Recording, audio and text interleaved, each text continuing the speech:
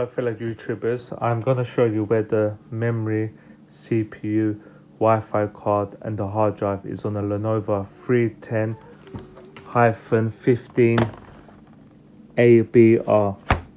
In here you will find the memory, the RAM, the CPU and the Wi-Fi card. So I've taken the screw out already. Just lift this lid up.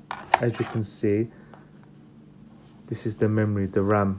It's got some sort of foil protection over it, but it takes one stick of DDR4 memory. This is the CPU, the processor, and this is the Wi-Fi card.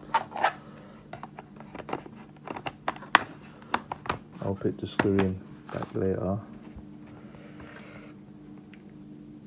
So in here, you will find the 2.5-inch SATA hard drive.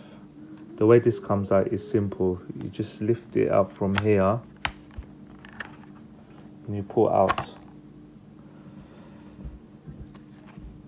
As you can see, it's a SATA connector.